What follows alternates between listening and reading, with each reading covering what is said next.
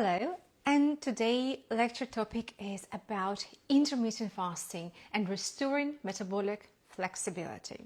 Yes, intermittent fasting probably will be one of the best methods to be metabolically flexible. That means switching between fuels, between glucose and ketones. Today we're going to talk about understanding of fasting role in energy balance, rebuilding metabolic health, and more importantly being flexible, and how fasting connecting to glucotypes and recognizing benefits but also danger and risks, tracking biomarkers for progress, and how we can adopting intermittent fasting during our lifespan. So what is intermittent fasting? First of all, we all experience intermittent fasting when we're going to bed at night time. This is the time when our body switches off glucose consumption, and not switching off, is reducing it, and we're going into some sort of fast. We can easily go without food around for at least 10 to 12 hours, and this is a normal state of everyday life.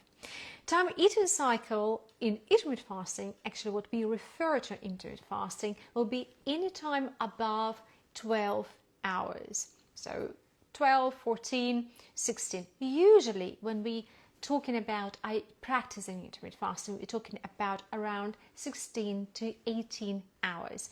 That's maybe 16-8, so you don't eat for 16 hours and you consume food within 8 hours, or 18-6, 18 hours no food, and within a window of 6 hours you allow yourself nutrition. 5-2, so it's 5 day you're fasting, in practicing intermittent fasting in 2 days, not. Or even 24-hour detox, then you don't consume anything for 24 hours. But as well, you do usually drink water, but in some strict fasting, even water might be restricted to actually give an even more effect or on your metabolic health. Intermittent fasting more about focusing on when you're practicing rather than what, because you simply don't eat. Yeah, so the way how you do it, with water, without water, you do eat your dinner, or you skip your breakfast, or you skip your you skip your dinner and do your breakfast. So all that we're going to discuss today, what's suitable for you. And the more important here, we allow our body metabolic rest and metabolism to do the job they're supposed to do, improve our energy regulation, and of course comply with different diets. Why fasting really matters in daily life? Well, modern eating is overeating. We overconsume kilocalories, and food becomes some sort of purpose of life. We see ultra-processed food, they're ready, they're spending much less time to cook and prepare our food, and of course the quality of food going down the hill. And we consume the food easily at any time of the day, doesn't matter when, it's easy to do, different meals. We're not preparing it, we're not getting into connection with it. But anyway, it's not about the connection with the food, it's more about that they do eat around 15 hours per day, and our insulin get elevated nearly at all time. As a result, we've seen all this shift, anxiety, mental health issues, and of course metabolic health issues. Fasting restores metabolic flexibility, because when you don't have a glucose in the bloodstream coming with the food, our organism trying to break down already existing.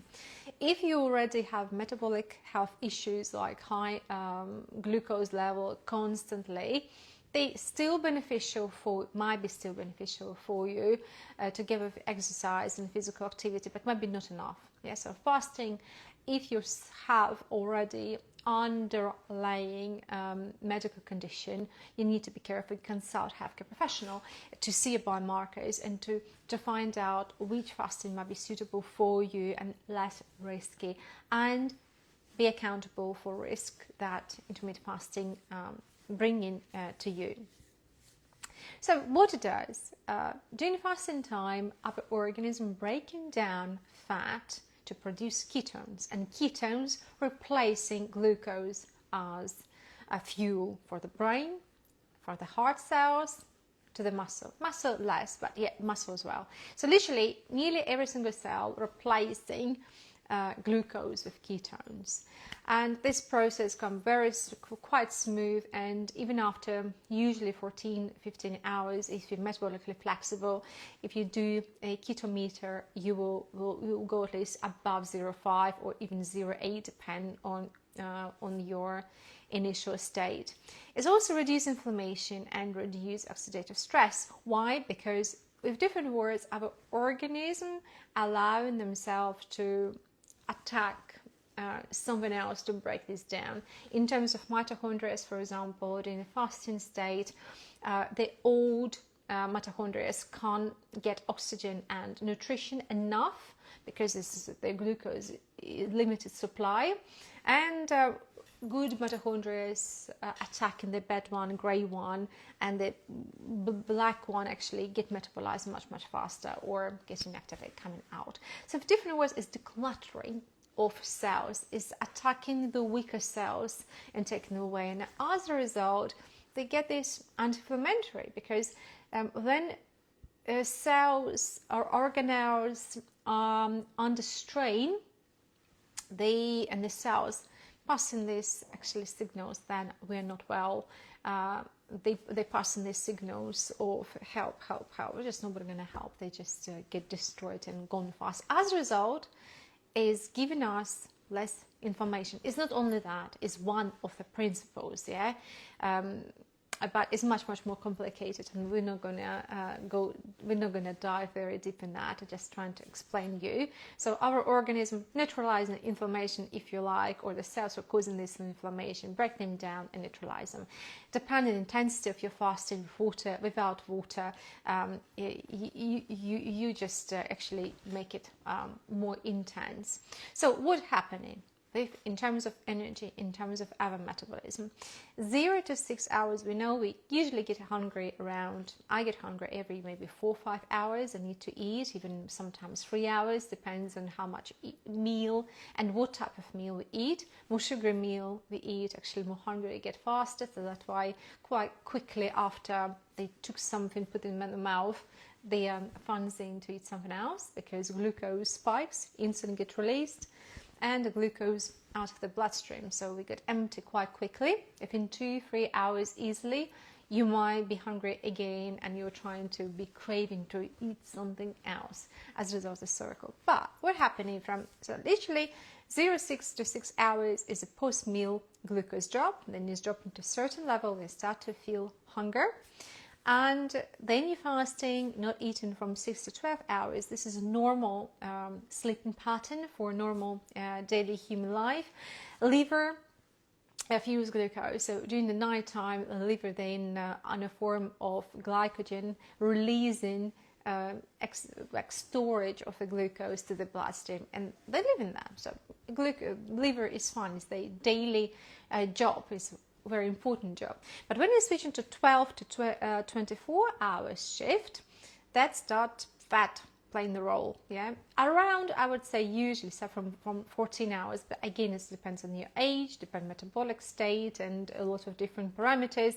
Let's say from 12 to 24, but around 12 to 16 hours might already start happening, maybe longer. Yeah, but this is the period of the time then you're switching to burn your own fat, doing fat oxidation and fat processes.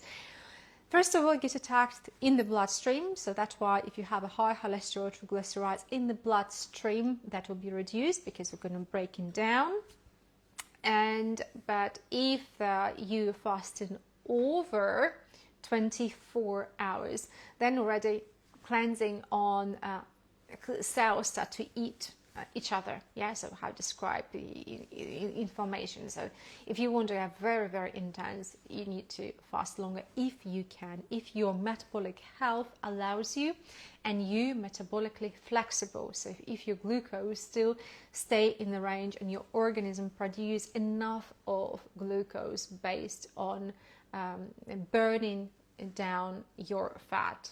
Yeah, so we have a ketones levels, and still sugar level is not critically low. So you have to be balanced in that. So we're not crashing glucose to zero level. No, it's not the case. If your glucose crashing down to dangerously low, you're not flexible enough. There's something wrong, and you should step back. So here you need to really feel and know what is your where you're standing. Yeah, so do you produce ketones? Are your organism flexible? If not, there might be more harm than benefits. Okay, so ketones power muscles, ketone powers brain, and our brain adores ketones. It's really need for this your mental clarity. If you have mental brain fogs, if you have mood changes, if you have this irritability or anxiety, occasionally intermittent fasting might be beneficial for you. A lot of psychologists and psychiatrists even recommend a ketogenic diet to treat certain conditions, like, for example, epilepsy. In some occasions, ketogenetic effect on the brain cells and neurons is so beneficial, then actually the condition get improved. And of course, we're talking about mitochondria, because mitochondria need glucose, they need this energy, and they'll be super active and a little bit proactive to get what they need. So, of course, let's talk about benefits. Intermittent fasting is lower, of course, glucose level, because they're trying to, first of all, use resources that they get.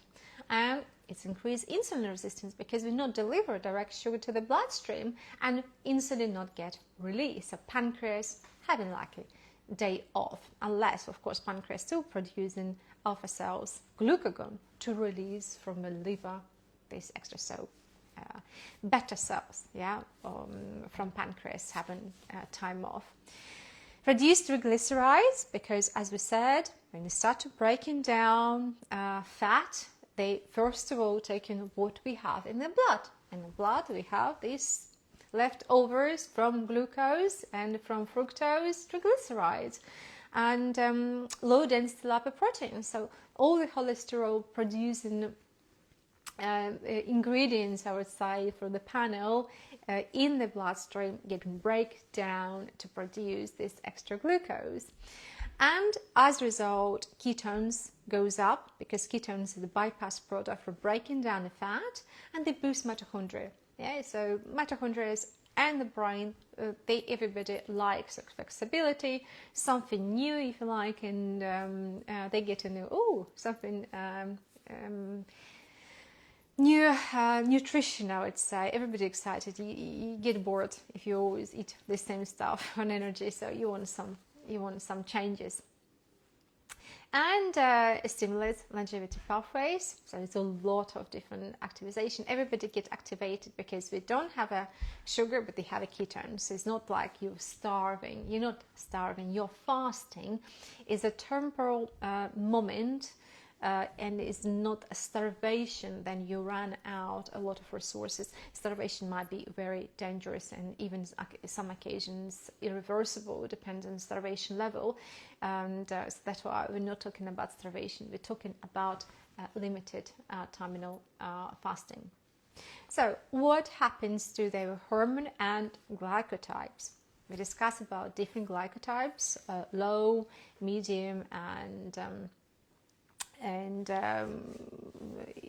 fast, so very intense.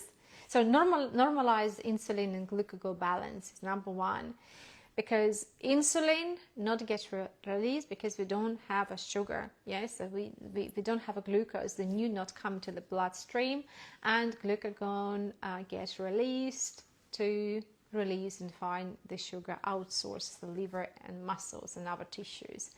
Is lower cortisol, because again cortisol variability Why? Because cortisol is a stress hormone, and priorities here come in as well to, it's one sugar, isn't it? And sugar gets limited. Sugar needs to be produced. So cortisol wouldn't be, it will be already complicated. With different words, it will be not cortisol already being that involved in the role if the sugar goes, because it's come to too much.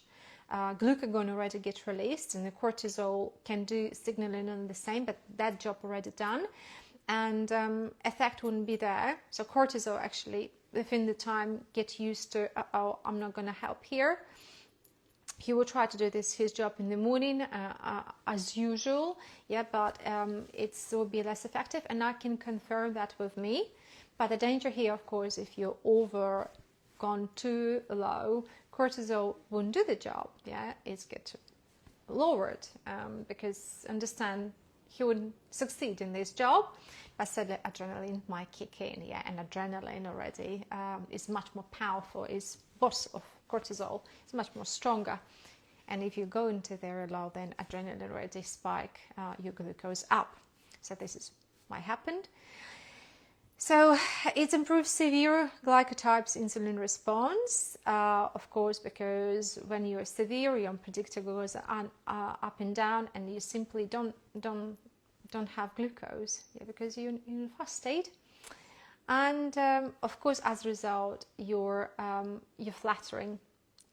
If flattering within the time depends on your initial condition, yeah, because your liver and organism trying to keep your glucose leveled. So what happened? Different glycotypes. So low, or I mean the normal or healthy, fast, normally with comfort, and they switch efficiently to ketone shift. Moderate have a more improvement, and a severe need to be careful, and they need to start gradually, because they're in the highest risk of hypoglycemia. And hypoglycemia is, again, this very dangerously low glucose, and then cortisol might not get involved too much in this job, and then adrenaline might need to be involved with all this adrenogenic responses of anxiety, the heartbeat, hot sweats. So they want to avoid that. It's not let leave an adrenaline to another urgent and unpredictable scenarios rather than just intermittent fasting. Is not worth it. So that's why fasting will improve, but they need to take it gradually. We need to do it under control. We need to know how to do it slowly, and with check of your nighttime, mainly glucose level, and daytime as well. Depends when you're fasting, but we do expect nighttime or early mornings, and to make sure you're not dipping very, very low and you not go onto hypoglycemia.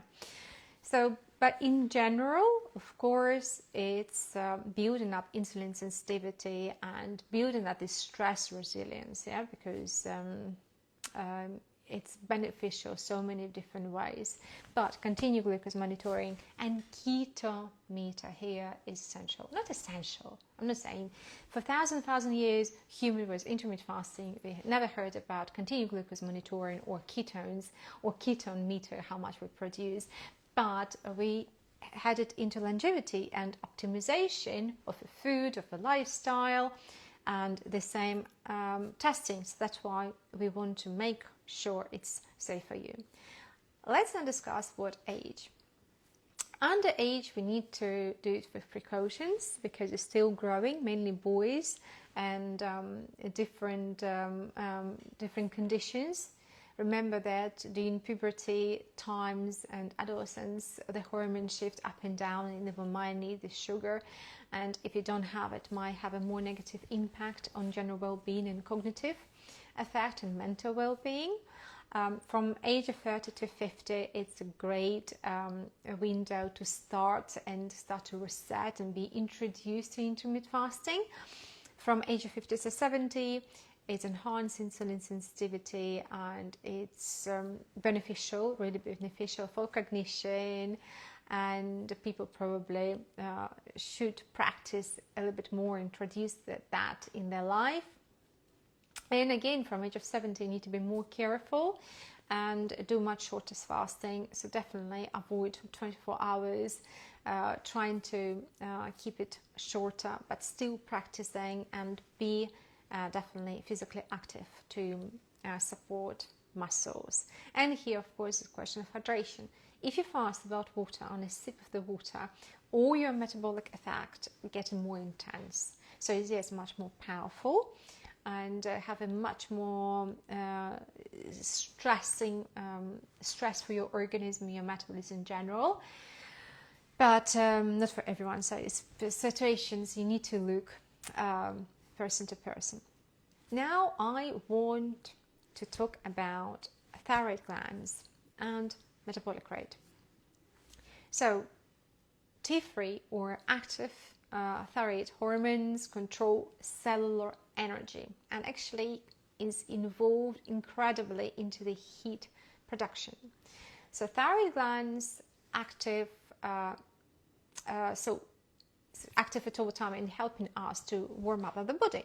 Yeah, it's one of the big function, metabolic rate, so break down everything. So it's involved in so many different processes. So what happened during intermittent fasting? So T4 is bind, like stored thyroid hormone, get transferred, converted to T3. And in a mild reduction of T3 thyroid, we will notice that metabolic rate coming down. So we actually slow down metabolism because there's no sugar, there's no glucose. For how long we're going to be in this state? And thyroid just saying, come on guys, I'm here responsible for energy production. Looks like we're in trouble. We don't know for how long we'll be in this trouble, but I think I need to do something about it. And to slow down metabolism, it is slowing down all the machine in organism. So it's positive and a negative effect. So if you want to lose your weight, that was never works. If you want to lose your weight or your intention is lose extra inches from your waist, intermittent fasting and fasting, so with different words, no eating or do a lot of calorie restrictions, not going to work because your organism is slowing down. So it's will be no effect. You're starving, you're really uncomfortable, you're shivering, you're cold, you're moody. It's very, very hard for you to go through these changes. This is not a solution. Choose intermittent fasting, then you are stable, good metabolic health, or at least control. You need to understand when intermittent fasting will be beneficial or what you expect from intermittent fasting. If you expect to lose weight from intermittent fasting, you're on the wrong path. This is absolutely wrong. And a lot of people who want to lose their weight, they start intensively exercise like a crazy and they stop eating. This is the worst thing you can do because your organ is slowing down and you're trying to push it, and actually you're creating more damage, more confusion than benefits. So that's why if your BMI is too high and you want to lose your weight, it's not the right thing. Cold exposure, yes, yeah, to increase. When you want to lose your weight, you want to increase metabolic rate. And increasing, how you can increase is to put T4, T3, even thyroid glands even more activated. And they get activated but freeze by cold, yeah, cold exposure. So if you want to lose your weight, start with cold exposure. It's a cold showers, it's exercise in the colder, running exercising outside when it's a little bit discomfort, yeah, swim in a colder swimming pool.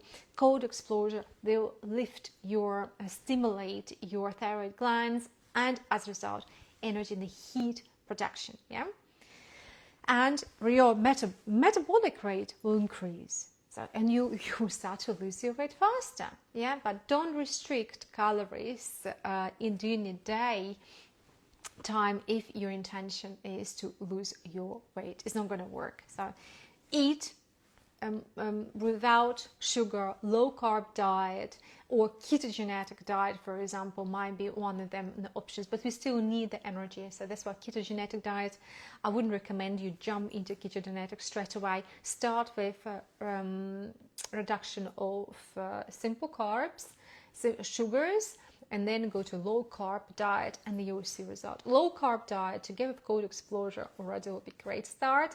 Then you're stable, you stabilize your condition, your biomarkers improved, then you can start slowly introduce intermittent fasting. Yeah. So if you do it for too long fasting and over suppress metabolism, you will have a cold hands, terrible fatigue, and you will have a poor recovery. And what's going to happen if you decide to try it for long with the hope you're going to lose weight? You're going to lose to hydrate yourself, you're going to lose a lot of water, and you're probably going to lose a little bit weight and think, yeah, so cool. You sit there for a week or two, you slow down your metabolism, and then life turns, because you didn't change your lifestyle. You haven't done really anything. You just truly believe you're going to cut calories. If you stop eating, then magic will happen. You're going to lose. No, your organ is smarter than that. It's already slowed down. It's already slowed down you, waiting because, no, that's slow. Let's see what's going to happen. Yeah, I don't trust this guy. I know what's going to happen. And they usually, organisms are quite right about it. It's not going to wait for long. You're going to sit in this diet and you come back to your previous lifestyle and your organism is still slow. But it's quite still slow because you know what? You play the game with your metabolism and thinking, I'm not sure I'm going to trust this guy, or what you done, man, with me? You know, I'm going to be slow a little bit, and what you put even more weight. So you lost this weight and then you come back, your metabolism slowed down, and then you know it's, you here. Gaslighter. Don't gaslight me this way. I know I'm smarter than you. It's still slow. Your metabolism is still slow. And then you come back, alcohol, clubbing, eating, sweets, chocolates, drinks and stuff, happy life, enjoying your lifestyle. You give up, because it's hard. And you put on even more. Well, good luck with that. So it's not gonna work, And that majority of people do. With always dieting, the wrong fasting, what they try to restrict, and that's absolutely wrong. Go to the fasting, then you sort out your main metabolic issue. Then it's super beneficial. If you're struggling with that, don't. It's not the right way to do it. But you're welcome to try. But I don't recommend. Better learn lectures, understand why we don't recommend to do fast to lose the weight, and this is what's gonna happen. So balanced fasting is essential. It's very important. If you decide to fast, make sure you do it slowly and prepared, and more important is your meal preparation during the day. Make sure you do it the right way, and make sure you have a right nutrition, you have a fat in your bloodstream, and you prepare your organism for a fasting period of the time. So let's talk about cellular benefits. Imagine you're healthy and you want to regenerate your organism. Please don't be on deficit. Here is very important to understand. You do need to diet, you still need to consume your needed kilocalories per day. Depends on your physical activity during your day, depends on your lifestyle, your age, and season as well. So many different factors. Make sure you don't cut your kilocalories. You just spread and you consume these kilocalories in different window. You don't skip meals. It's not about reduction. It's about fasting period when you don't eat. So you're starting at it have a lot of benefits. One of them, of course, you activate cellular recycling. As I said, if it's longer, when it's starting, it really depends on the person. It's attacking their own cells, if you like. And you got a cleaner. It's like recycling. It's like, decluttering all the mess. And you feel so lighter, because a lot of things gone. You reduce oxidative stress and inflammation, because usually these cells, not good one, they usually send in these signals, isn't it? They usually creating the noisy, yeah, they create a lot of noise in the background, and then once they're gone, there's no problem. You just self-neutralize them. Of course, mitochondrial renewal, because mitochondria do the same. White start to eat grey ones, and the black ones already as well breaking down. Yeah, so the mitochondria renew the same as other cells, so they do in different ways. And what's very important, they boost brain growth factor and the need for neurons in the brain. So you might become sharper, more sharper thinking, your attention might be improved, your mood might also improve, because in the brain happen similar things. Yeah, so they got like mainly regeneration in prevention Alzheimer's and dementia, for example. If it's like more like training for cellular training, and of course flexibility. We use and sugar and ketones, so we are flexible. And I want to mention that in human history, religion super intelligent, and they have every single religion practicing some sort of fasting in their religion. One of the most well-known, of course, is Ramadan. Muslim people, they do follow very strict, restrictive fasting and a lot of benefits. And here, of course, very important to address people with underlying healthcare condition who are practicing and who are Muslims and have to follow Ramadan. Make sure you're prepared and you want biomarkers and your glucose, and you can cope. If you can't, please speak with a healthcare professional and seek for professional help to avoid any complication during this time. But every single religion, they have some sort of intermittent fasting. It's promoting discipline, clarity, renewal, is made nation more united, and of course is a lot of spirituality in intermittent fasting. So what's happening now with the brain and cognitive effect? Ketones provide steadily brain fuel. It's super good for the brain, and brain loves it. It's reduced neuroinflammation in a very similar way, the same as our organism. It promotes focus, alertness, and improving mood for people who are suffering from depression and anxiety or mental conditions or even stress. Sometimes that might be beneficial. They might slow down cognitive issues like Alzheimer's and dementia, and enhance dopamine balance and improve sleep. Yeah, so if it's done right way. How we can track, because fasting do require tracking to get the most of the benefits out of this. First of all is use continuous glucose monitoring, because glucose goes at all time up and down. Mainly if you are uncontrolled, you have an issue with your energy, with your glucose levels, so they go up and down. So make sure you are stable. So track your fasting period mainly here we're talking about the night, or first from 6 to 15 hours. How do you respond on what are your sugar level? You can measure ketones to see how quickly you switch and subproduce ketones. You can start from day number already 1 to the end of your fasting. Usually maybe 14 to 16 hours you already will be able to see it. And they will see how many ketones you have in your bloodstream. So I highly recommend to have it. And as I mentioned in my different lectures, there are continued ketones monitoring for people who follow ketogenic diet for different reasons, for health benefits, or the people who want to see how flexible they are. And the good news, very soon, few years time, maybe will be device 2-in-1. They'll be able to measure your end glucose and ketones in the bloodstream. That will be amazing for metabolic health, because we will be able to see and how flexible we are, how we're switching between fuels, and what we will be able easier to track our progress. Of course, here and fasting is probably quite common for endocrinologists and diabetic clinic to track your insulin. triglycerides and glucose level in terms of fasting. These parameters are the best to track on fast. Sleep peptides as well, and monitor them to see how they're responding to your practice of intermittent fasting.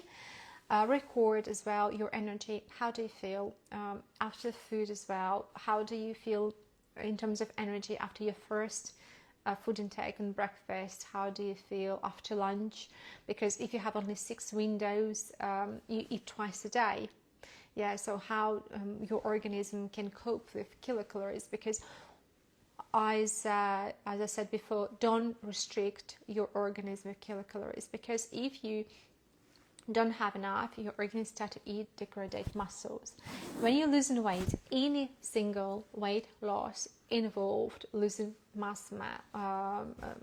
lean mass is in muscles and bones and in tendons. A lot of people who practice and suffer, a lot of people might suffer from tendons issue like tennis elbow, for example, or knees problems or shoulders, and degrading bones much faster. Yes, bones get degraded during the fasting state, or so that's why you need to make sure you're nutritionally rich. You provide your organism with micronutrients. We're talking about electrolytes. We're talking about just proteins, about the fat, and coming in a normal amount to keep your body mass. And if not, you'll be too skinny, and degradation of your muscles and tendons and bones is very hard to restore. And this is something they want to protect. So be careful, be mindful. And if you practice it, for example, 18 hours fasting window, and you eat within 6 hours, make sure it's super balanced. Yeah, make sure you cook it well and your organism don't suffer from limitations. Record that. Speak with healthcare professional, metabolic health specialist, somebody who will be able to look on your biomarkers, see how you feel, and don't forget about different types of scans as well. It's very expensive. Longevity in general, and metabolic health and longevity, what a booming now. Getting that quite expensive, yeah. But DEXA scan might be one of them. Will be able to see your bone density, your muscle mass, and your fat mass, like one of options for you to track it. Recommended biomarkers as well. As I said in my lectures before, we want glucose be 4.5, 5.2, insulin under 8. Triglycerides under 1.1, and high density lipoprotein triglyceride ratio higher than over 1. And of course, we want a CPR or pro-inflammatory biomarkers goes down, and we want ketones be at least 0.5 to 1.5. For me, for example, if I fast 16 hours, is around 0.8, yeah, approximately. So that number for me. So I do enter quite easily even after one off fasting. So I switched very quickly. But what would be yours? You need to do your own.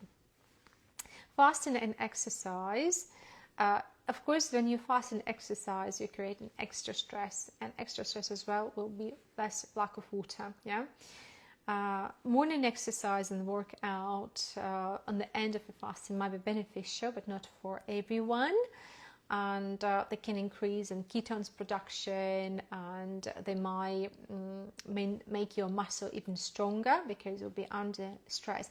But here is crucial, first of all, to take into account your age, your initial biomarkers, and general well-being. Yeah, so if you make sure you fit to that. Yes, lack of water and physical activity they enhance benefits, but you need to be mindful.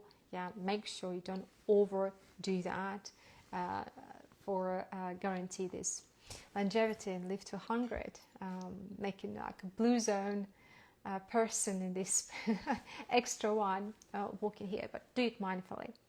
So when intermittent fasting might be risky or might be dangerous if you're underweight and have any eating disorder or history of different types of eating disorders, because your brain might switch, and this switch off, we don't want you to turn into anorexia or bulimia, that sort of things, and that is risky, mainly for teenagers. So that's why we don't recommend intermittent fasting for teenagers, somebody who already coming through a lot of hormonal changes. And if you have a history of that, please be mindful and be careful. Speak to your healthcare professional what you want to achieve before intermittent fast. Pregnancy and breastfeeding women, because they're already under strain, organism already taking so much resources from women organism, and if you fast extra to that, you might just harm yourself. It's bad for the baby, it's bad for metabolism, so don't do that. Eat as much as your organism is asking, and what your organism, trying to be connected with yourself and listen to yourself. And of course, it's uncontrolled diabetes or insulin therapy, or people with uncontrolled glucose spikes and response. Here might be dangerous, and why I was one of them. I practiced intermittent fasting really, I would say majority of my life was standard. I didn't eat from 4-5 p.m. till 8-9 o'clock in the morning. That was my standard routine, unless I discovered I'm severely hypoglycemic, and that was simply dangerous for me and my condition. I stopped doing that and I started to eat dinners, but I still have this in my mind for years, since I was a teenager really.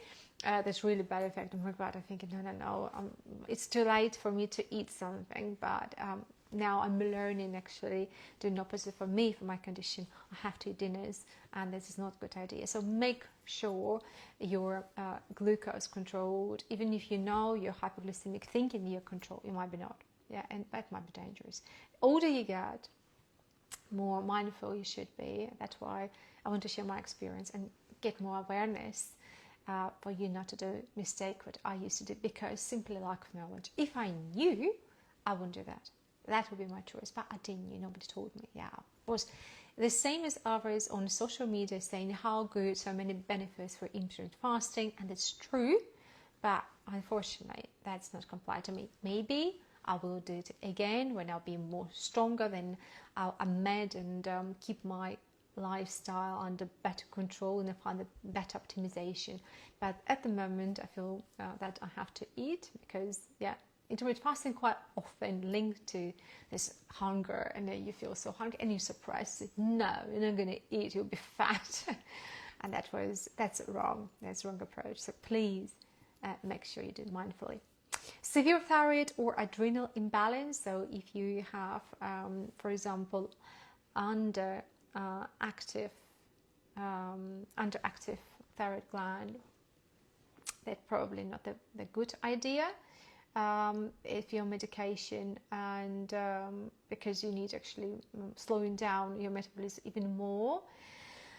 And adrenal imbalance as well, cortisol or adrenal gland, and chronic high stress, or you have a poor sleep, and children, teenagers as well, unless they need it for medical reason, for example, to speed up ketogenic diets and stuff like that. And of course, hypoglycemia, so controlled, uncontrolled sugar level. So energy, here's a lot of factors. And I can tell you that around 80% of people will be under the question.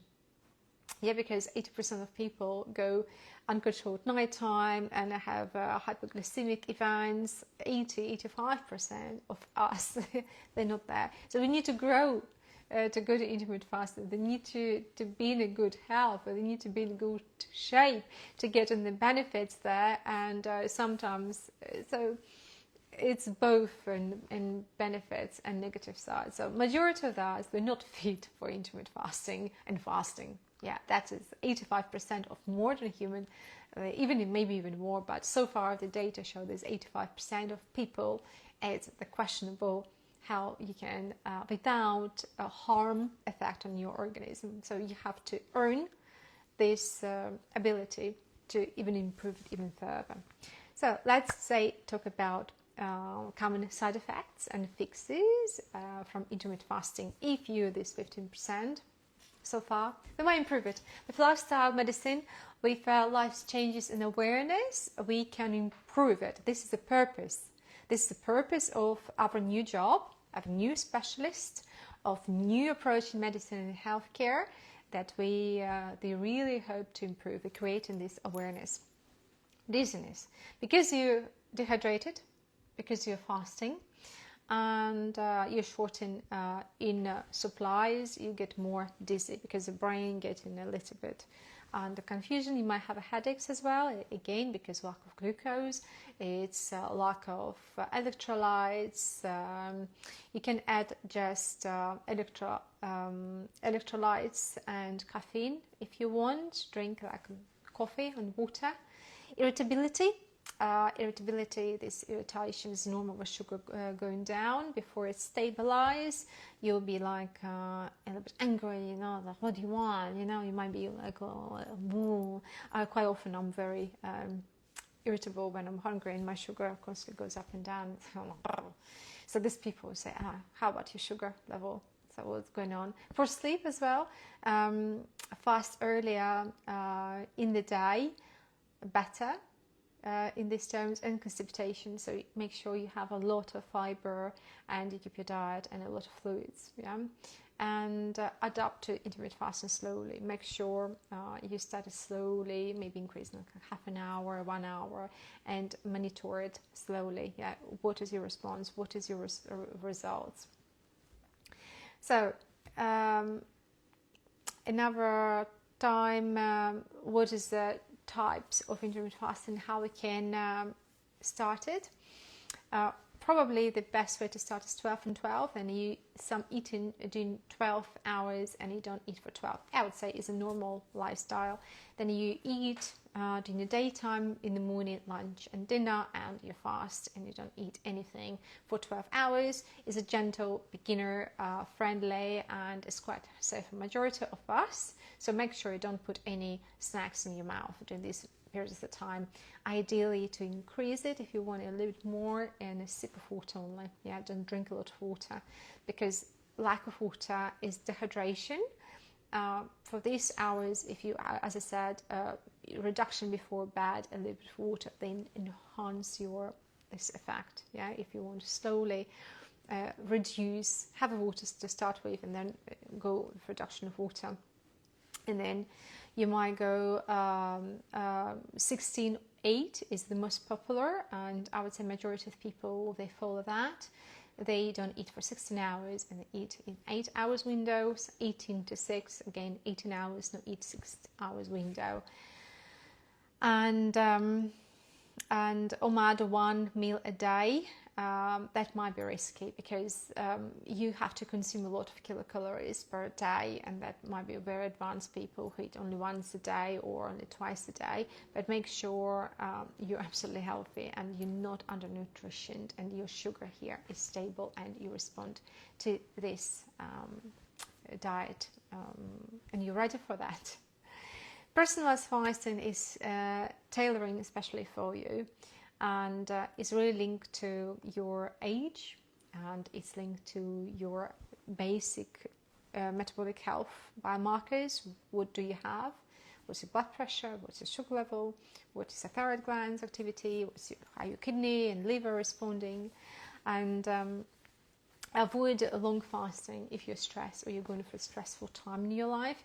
Usually when you're stressed, we don't want to eat. We get suppressed appetite already, and our organism already naturally put in this fasting state. And focus on nutrient quality during eating. So it's super important in your diet. Make sure it's super balanced. You have enough of nutrients and to feed your microbiomes, because here, remember, microbiome is a very important part. They are starving there, and if you put the wrong food, they will start to eat your own mucus, your own lining on the belly, inside, not on the belly, inside your gut, because they need a food. So make sure you provide them a lot of fiber, and fiber usually take longer for them to break down. So, and don't do smoothies, because a lot of people practice in smoothies. We know that it's not beneficial, because one, you chew fiber is go to the stomach and then go into the gut, it stays longer. Yeah, so please avoid smoothies, or I would say the soup consistencies. Try to get more chunky and bulky chew vegetables, because they will provide longer release, yeah, and more longer food for your gut. It's very important, yeah.